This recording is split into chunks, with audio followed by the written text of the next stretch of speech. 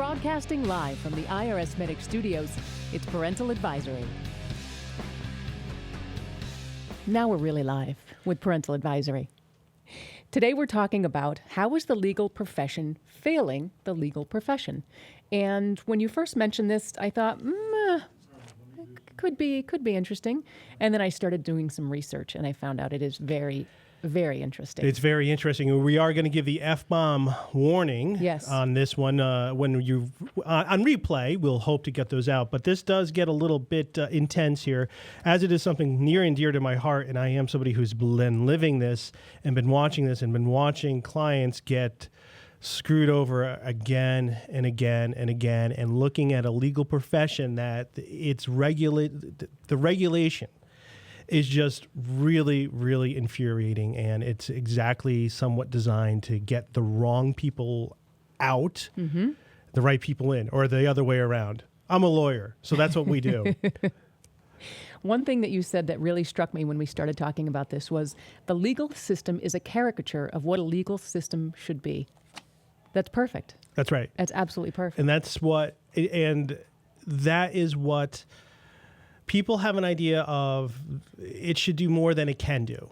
And there's things that it actually can do more, but we don't allow it to do more. And there's so many, whenever you're a new attorney, you're going to have a million of your friends with some, just to give a brief example, a million of friends are going to have a landlord-tenant issue and about a return of security deposit or something like that. Or fleas biting your feet. Fleas biting your feet, maybe getting a horrible infection that you can't walk around for weeks. If that would ever happen, things like that happen, and the legal system could give some recourse, but it's the costs to getting there, to getting in front of a judge. It's just useless. You might as well be talking about science fiction, and in a lot of ways, it's less stressful just to sort of say, you were legally wrong, but go back to your life because you're not going to. Yeah, you're just not. It's not worth the time. It's not worth our money. I actually called a lawyer last month, and that's what he told me. He said, it's not worth it. Not worth it for you, not worth it for me. Don't waste your time. Thanks, sir. That's some great legal advice. And that's the best, but, that's nice of him to do that. Yeah. Because I was like, oh, sure, come on in. You have a great claim. And then down the road, there's just sort of heartache. And certainly I had some heartache at the beginning of my career. For sure. Well, one of the things that we talked about with the legal profession was the bar exam. And originally the bar exam was sort of created, from what I could read online, to keep the poor people out, the poor and the Jewish immigrants. For some reason, they were all about keeping the Jewish immigrants out of the legal profession. So they decided to make it very difficult to become a lawyer. And that's how the bar exam sort of became into existence.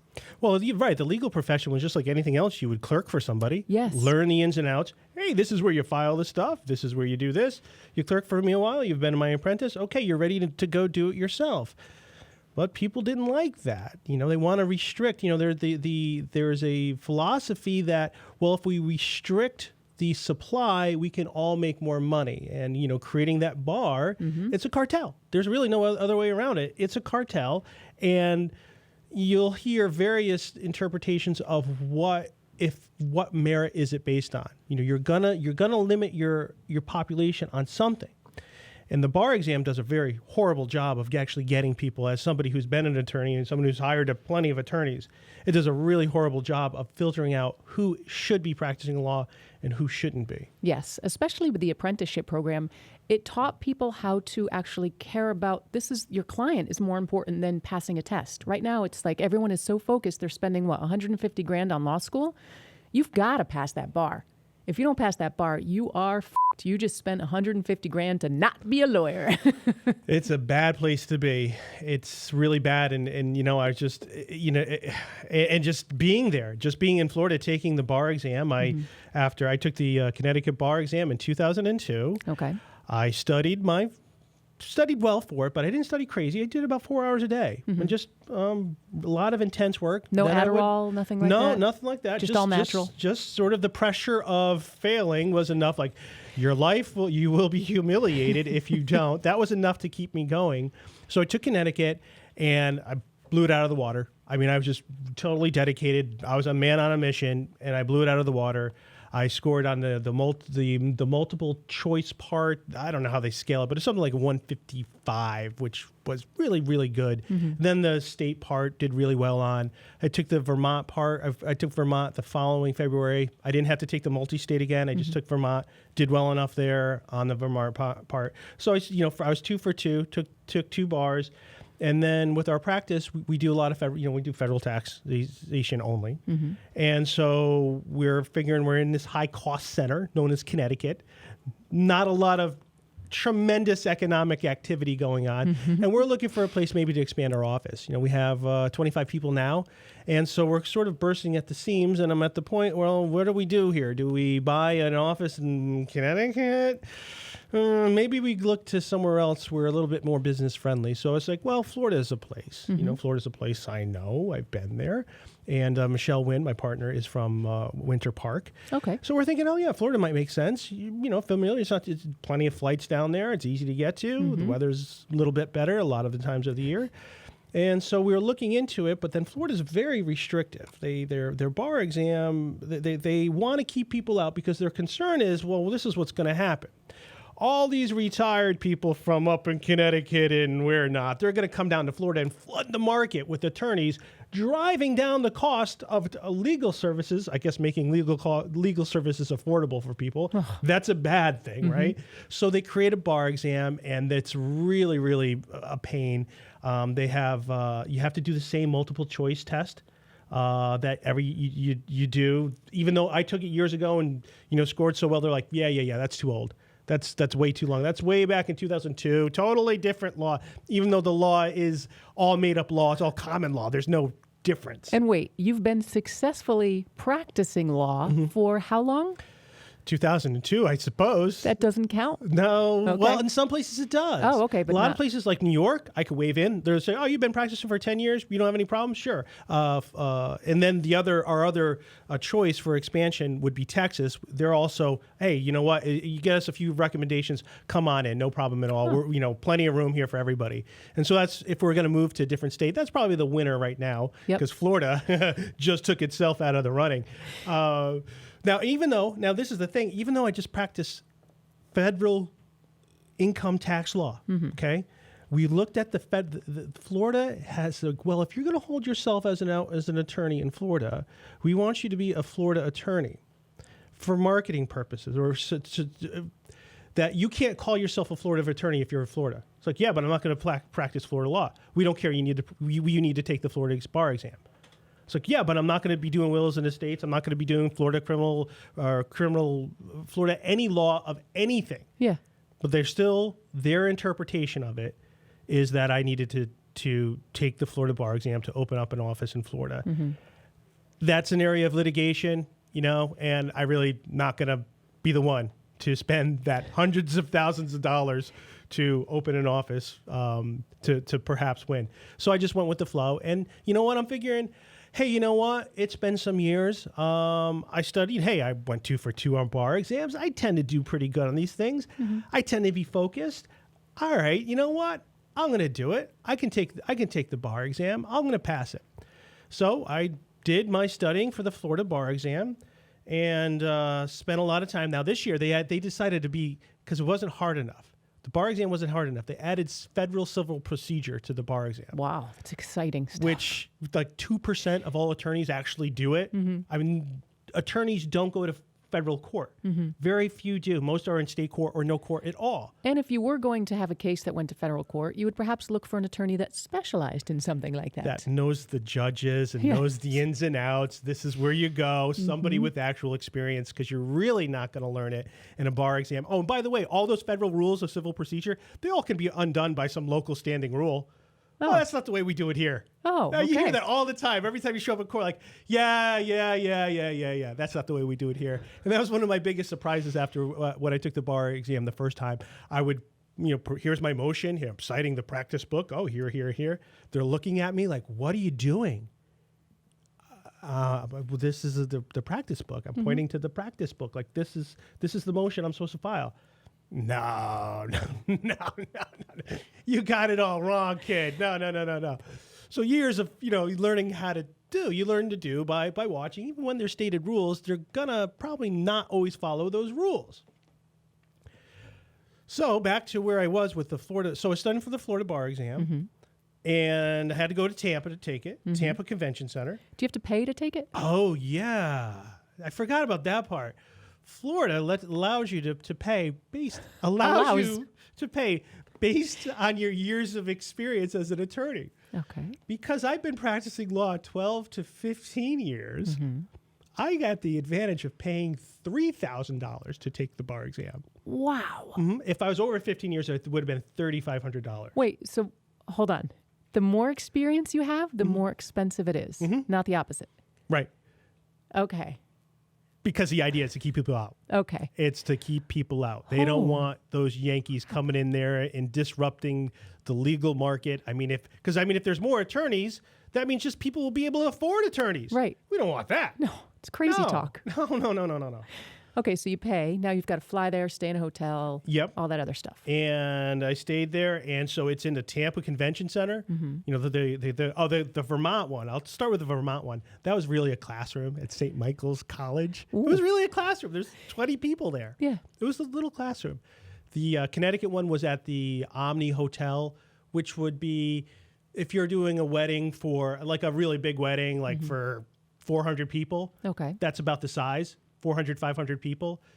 Then the Tampa Convention Center. This had to be 6 football fields.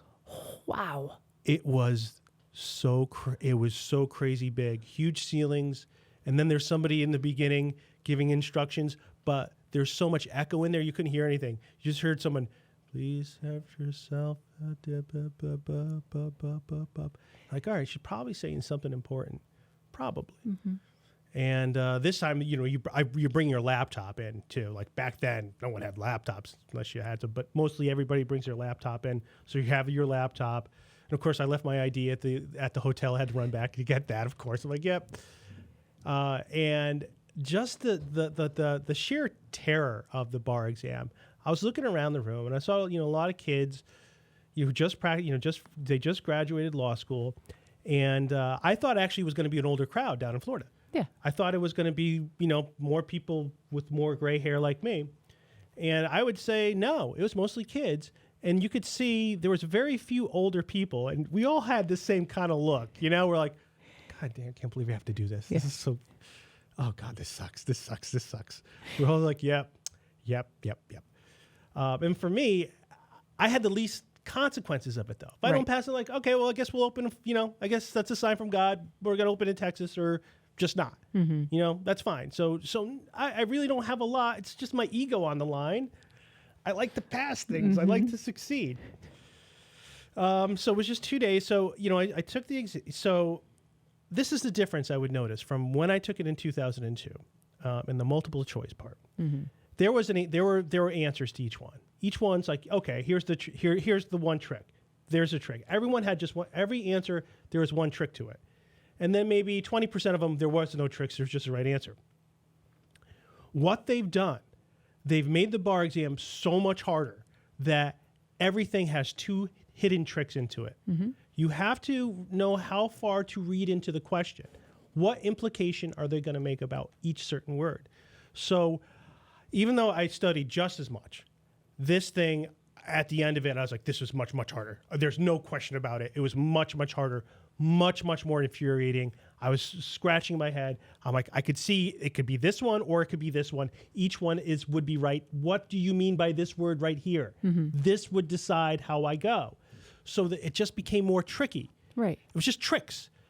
And then the Florida essay part, they wanted a lot. I answered that pretty well. And then the part that I bombed was the Florida multiple choice part, which had to do with Florida civil procedure, Florida administration of wills and estates. And this is all the stuff they teach you, I learned later, when you go to law school in Florida. Okay. They say, here, we'll help you pass the bar. Take this because all the out-of-staters aren't going to know that. So that's really the part that I blew. But what I could say, comparing the multi-state portion from 2002 to 2015, light years apart. And guess what my results were? What? They backed it up. I got 154 in 2002, 144 this year. 10 whole points. 10 whole points I dropped, even though I'm practicing law. Very successfully. Yes. Yeah. And I think I've been involved with law. Like when I took it in 2002, I started law school in 99, so I've been around law for 3 years. Mm-hmm. So now I've been around it for close to 20 years. And it drops 10 points. Mm-hmm. And so I just was, I got the letter and, I had a, can't say I was completely surprised. I was like, yeah, that test was really, really, really hard. Mm-hmm. And I was absolutely right. And so I guess my disappointment turned to anger, just sort of the whole system. Yeah. Because what you're saying, Florida, is you're saying you don't want me practicing law. You don't want me helping people in Florida, somebody who's helped thousands of people successfully. And who are you? Who's making this test up? How many people have you helped out? Just tell me, where's the focus on the client? Because all the things that I've learned the hard way over the years, that what you learn in law school is fine and dandy, mm-hmm. but there's a real world and there's a real client that wants your help, and you better give them the attention and not worry so much about what the law is out over here. You need to apply it to them. So as I'm looking at this, and I'm looking at this room of these kids, thousands, 5,000 people in that room, I'm like, who here, which one of these kids was taught how to deal with a client? Mm-hmm. How to deal with a client who's angry? A client who's angry that might have a point. Yep, a client who's sad and their life is ruined because of taxes. Or whatever the case. Here's the law. Where does that come into play? This is your criteria? How they can do on a trick test, because that's all it was.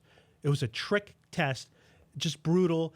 And the results, they as I read, they're like, well, this was the dumbest class ever to sit for the bar exam. Mm-hmm. The dumbest. And I read that, and it's like, okay, who sat for it? Who can really give a comparison? I'm one of the few people in the world who could say 2002, this is what it was like. 2015, completely different. Yep. Completely different. And don't you dare tell me that it's the same test, because it's not. Nope. And what I think is interesting is, as I was doing research, is who writes the bar? Who comes up with these questions? What are the regulations for the bar? And the president of this organization is the woman that said that, Anthony, the test is not harder, but you are stupider. We'll talk about her right after this break. Tomorrow at 11 a.m., tune in as we talk about negotiating with the IRS. If anyone can do it, Anthony can. Also, the IRS has asked for feedback on their offshore voluntary disclosure programs, and the IRSMedic offshore team has obliged. Look for their detailed suggestions for improvement later this week on IRSMedic.com, as they prove that they truly are real tax attorneys for tough tax problems. Be sure to visit our Facebook page to follow us and submit story ideas. Search for Parental Advisory, the show. And we're back with Parental Advisory. Today we're talking about how the legal profession is failing the legal profession. Anthony, you were just telling us the story how, unfortunately, the Florida bar was not successful for you. But I wanted to find out more about who writes the bar, who's in charge of all this, and started doing some research. So am I correct in saying that non-practicing attorneys are the ones that have a lot of input into the bar questions, and then they also help to prepare the questions and grade it? That is the people grading it are typically non-practicing attorneys, and the people coming up with it are typically non-practicing as well. The reason why is practicing attorneys are doing something else. Yes, they're a little busy actually practicing. Yeah, we're a little busy today for that. Yeah. So there's something called the National Conference of Bar Examiners. It's a not-for-profit organization. Side note, last year they made $25 million in profits, 85% of which came from exam fees.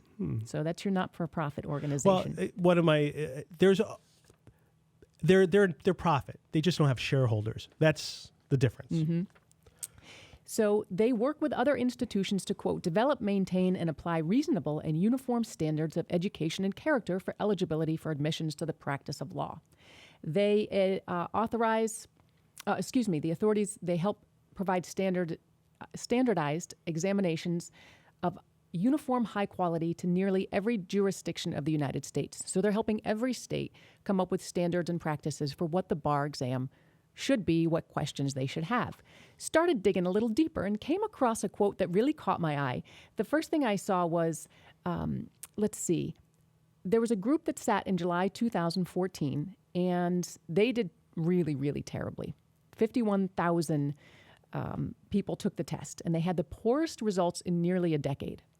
So what happened? That all of a sudden people got dumber. My theory would be that the tests got harder. But I saw a quote from a woman who said, the group that sat in July 2014 was less able than the group that sat in July 2013. She said that the reason so many students are failing is they're just less prepared. You can squawk loud and long about what's happening, but you've got to look at who your student body is. Law schools have been admitting students with lower qualifications who may encounter difficulty when taking the bar. What a bitch. She's the president of the National Conference of Bar Examiners. That was the first thing that blew my mind. You are representing this organization and you're saying disparaging things about law students? Isn't that sort of ass backwards? Law students have been taking it on the chin lately, and some of my own perceptions of somebody who's been hiring I've been hiring a lot of legal grads, and I've been getting some great ones. I mean, just some absolute great ones. And we always laugh about how much they're all being disparaged and trashed. And we're getting some really, really great, talented kids coming through.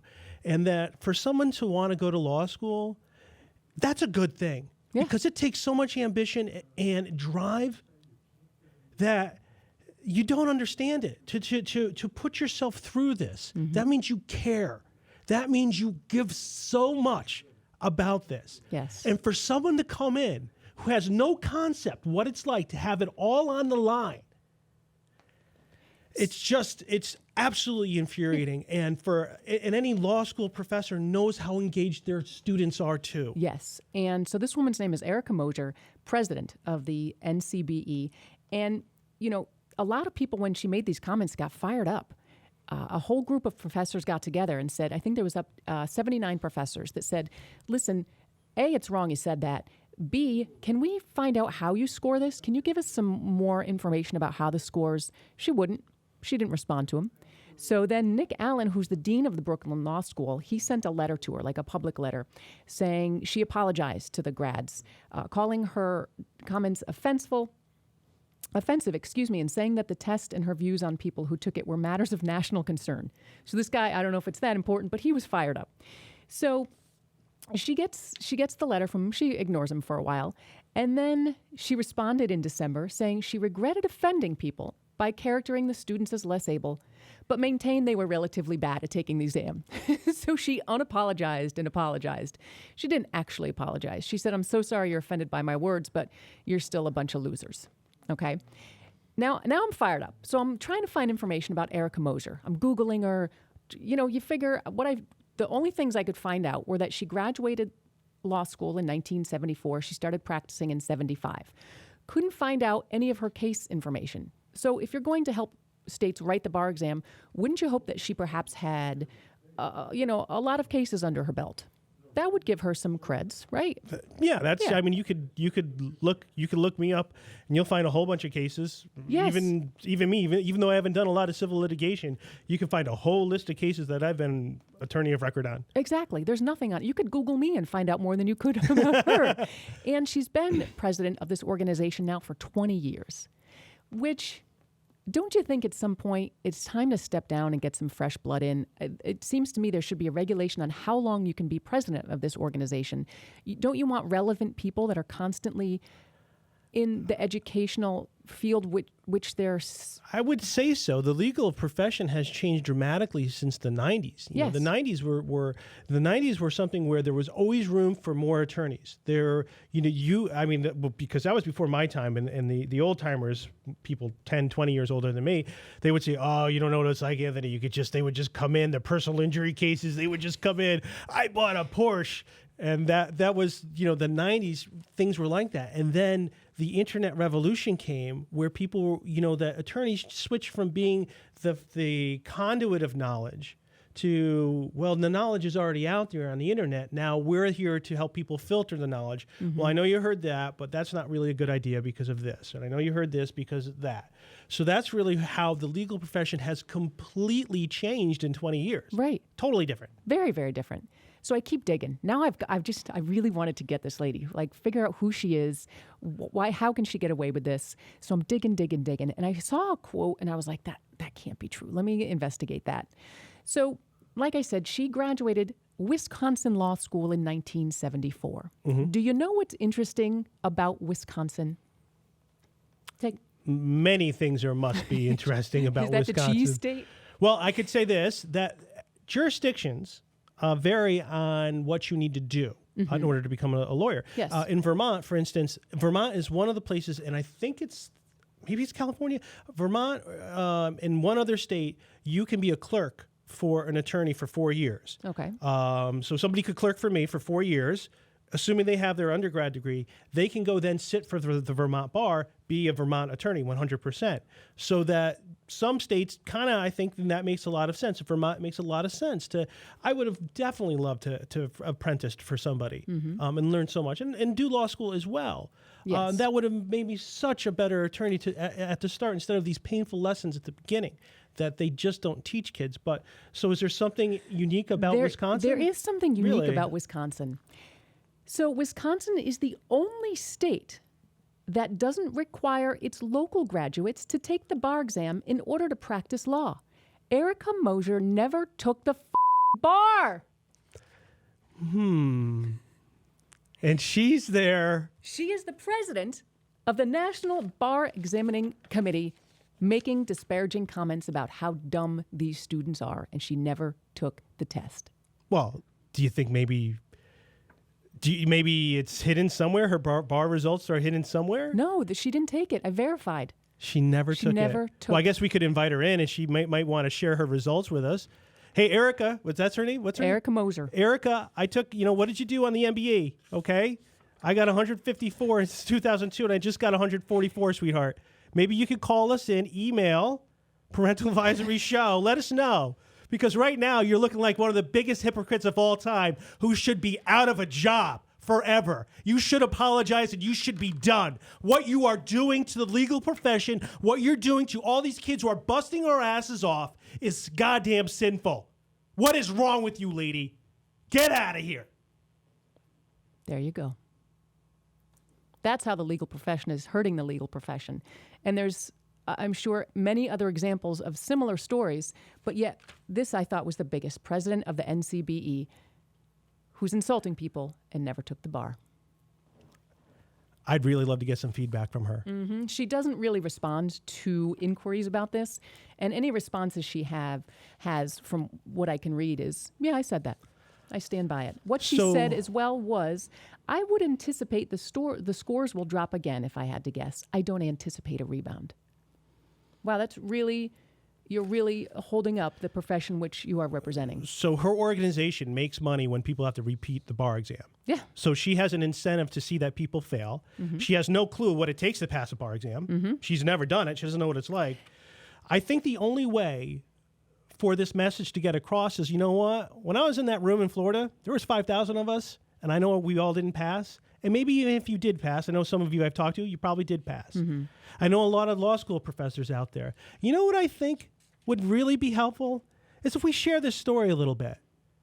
Just call her out on this to say, you know what, maybe the person in charge of the bar exam should have taken the bar exam. Or maybe have been practicing law for the past 20 years. Or try that. Yeah. Name one satisfied client you had. All right, so what can we do to make, have the profession sort of uphold itself and uphold each other? Now that's a long question. And I think where we would want to start is it should be easier to become an attorney, but also at the same point, easier to remove somebody. The problem that I see is that there are horrible attorneys out there. And they've all passed the par, though. Well, except one. Yes. There's horrible attorneys out there who should have no business doing anything, and they're lazy, they're disinterested. And the difficulty to actually do something against an attorney like that, when you bring a grievance, I'll tell you this, and I've seen this a million times. So the client will come in and say, hey, this attorney did this really bad job on what I did here. And I'm like, oh, I'll take a look at it. I'm like, oh yeah. And I try to take the high road, but I'm like, okay, this is really bad. This just is really bad. Mm-hmm. And then they want to know what to do. I'm like, all right, well, maybe it's worth us to hire, maybe it's worth us to hire to try to fix it, or maybe it's not. And then they'll say, well, I want to file a grievance. I'm like, all right, if you want to file a grievance, it's up to you. But I just want to give you a warning. This attorney who is horrible, as soon as it's their ass on the line, they become super attorney. Oh.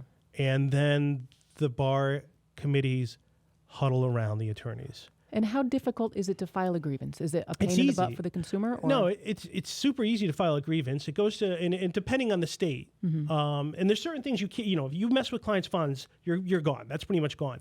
But when it comes to an area of sort of something about, well, is this a person of being a good advocate or a bad advocate? Was their brief related to the law or not related to the law? That's where the bar exams just don't work, or the committees just don't work, because no attorney wants to be the one out there calling another attorney bad. Yep. Nobody wants to be that one saying that. And so they'll say, well, they'll give them every benefit of the doubt. And then, if you're getting grieved, this is what you do. It's so easy. I have a drug problem. Oh.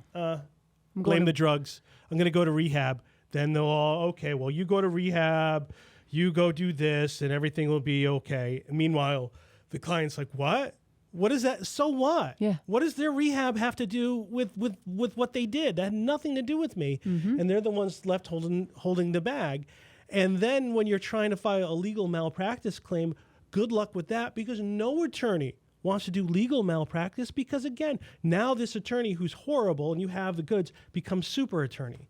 And they have nothing else to do all day long than fight you. Mm-hmm. So once an attorney is bad, they're there. Unless you catch them taking clients' money, yep.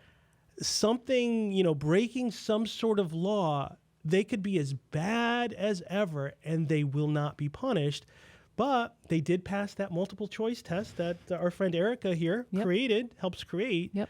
So that's good enough. And I guess that demonstrates that they're smart enough to be attorneys. Wow. So more apprenticeships, going back to the yep. old days. I think that's fantastic. Yep. Better regulations. Yep. And by the way, a lot of law schools are doing they're doing these externships. Yes. That's how, UConn law, Quinnipiac law, this is how we're getting our great, because they're putting them to work in the tax clinic. So we're just grabbing them out of there. Yep. And they're just absolutely fantastic. So it's, what you read about the legal profession, about how bad it is, and the reality is like, no, these law schools are doing a good job. Yes. They really are. And it's people on the outside who don't know what they're talking about, who just like taking cheap shots.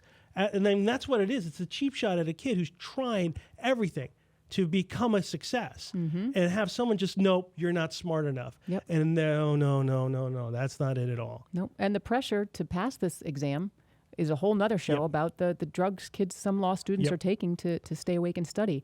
And, if you do some research, you find that there are states that are trying to make positive changes. Arizona, California, New York City, New Hampshire, they all sort of look at this and go, we can do this. We can definitely do this better, and trying to make changes. So there is positivity coming out of it as well. And I think the idea is to get away from this mindset that where we need to have a cartel mm-hmm. to reduce the population of attorneys. I guess, I want there to be more attorneys. I want people to have options. It costs a lot, the cost in order to become to become an attorney, then all the compliance costs that we have to have here too. Mm-hmm. I want people to have that access. And it really breaks my heart a lot of times when people come to me for a question about something. I'm like, oh, you kind of have a claim, but I can't get involved. I would have to charge you this. And by the way, I don't do that law. Mm-hmm. I don't know the judge. What I do is tax. This is all I focus on. I can't move to something else. And meanwhile, there is, there could be some youngster who would be more than happy to make $10 an hour, saying, you know what, I got a client. Yep. I got $10 an hour. This is great. The greatest thing in the world. But it's these bar exams are stopping that from happening, because you're restricting the supply. Because we're gonna need. You know what? People can dump on lawyers all they want. You know what? When it's your ass on the line, guess what you want? A really good lawyer. Yes, you do. That's right. So who's training these new ones? Where are they coming from? Because all the great ones now, they're going to be retired at some point or dead. Yep. Or I don't know, whatever. Where are they coming from? We need to build the new ones coming up, and we need to train them on the ways of this. Your clients are going to see a lot of stuff on the internet. That's a good thing. That's a good thing. And you know what? You're going to get your best ideas from your clients. Listen to them. Yes. Those are the things that I wish people taught me that I just learned on my own. If you wanted to know the answer to a case, ask your client. They're going to tell you, hey, what do you think we should do here? Do this because I've been paying. This is my entire life, and I have nothing to do but think about this case, and I think this is really what we should do. Yeah. And then I would be super genius. I'm going to listen to my client. And you obviously have become very successful due to that. So I think that speaks volumes. And another thing you're very good at is negotiating. I've learned that. Yes. After knowing you for many, many years. So what we're going to do is tomorrow's show, live at 11 a.m., we are going to talk about negotiating with the IRS. It's possible? It's very possible. And I learned it, there's many masters along the way. And my father, who's recently retired, is certainly the biggest influence on teaching me how to really negotiate. Okay. So tomorrow, tune in live. Thanks for listening to Parental Advisory. Thanks for joining Parental Advisory, hosted by Anthony Parent, produced by Claudine Gindel, that's me, engineered by Chris Chen.